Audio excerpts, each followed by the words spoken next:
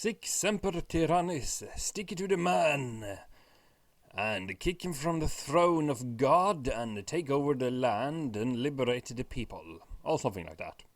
Hello, my name is Njål, #Sasson, and Mesmer is a cutesy little game from Norway about toppling a tyrannical regime while inciting a rebellion and not getting caught by the police, while buttering up the local government and unraveling the secret of the town.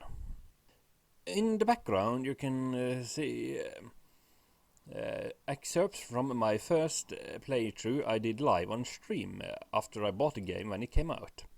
As you can see, it's a very cutesy cartoon-style game, but the subject matter is dead serious, and the characters are colorful, and you can pet the cats. Yes, very important feature. And you have a grappling gun.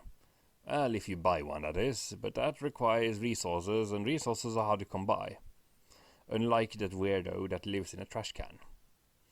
So, essentially, the goal of the game is to figure out the schedule in which order you have to do everything, then find all the locations, and then pull it all off without a hitch, because everything is based on time.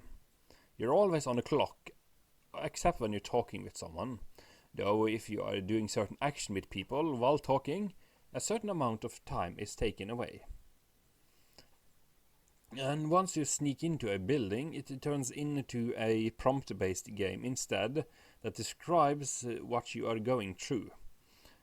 And usually these buildings are locked, which requires a lockpick. And if there's one thing that I really can't stand, it's a lockpicking puzzle.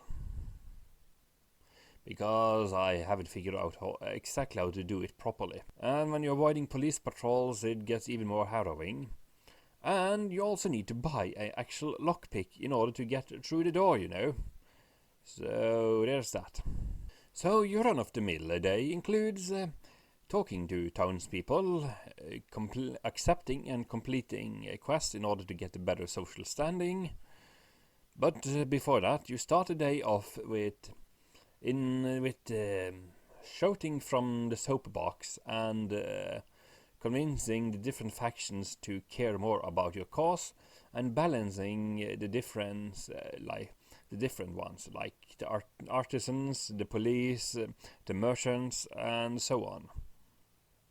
Naturally, in order to convince people to like you more, other than doing quests for them, you can do bribing, which is where you compare two scores and you can increase or decrease the score by with the timing on the wheel, and the more bribes you use, the more wheels appears and the more chances for it to go wrong.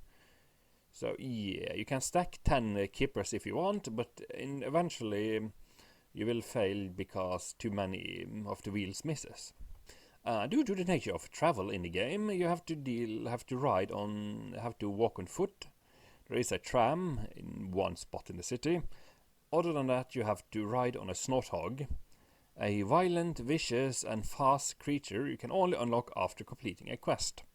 And if you need to start a new game because you lost, then you have to do the whole sequence all over again. Yes, that's the thing, is you will fail a lot.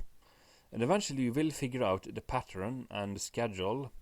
Then the rest is all about just dodging the fuss, which is all about running like an idiot while they try to lunge at you like fools, and then hiding behind a box and hope they will ignore the problem and walk away.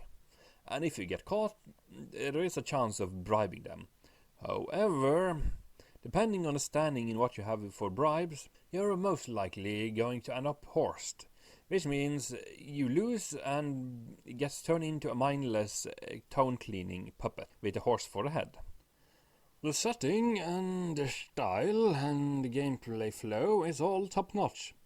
But unfortunately, my issue is that I do not have the patience to work out the schedule and do the same thing over and over and over again, because you can't really save the progress, and this turns this into a very repetitive chore from, or rather should I say, it becomes a chore.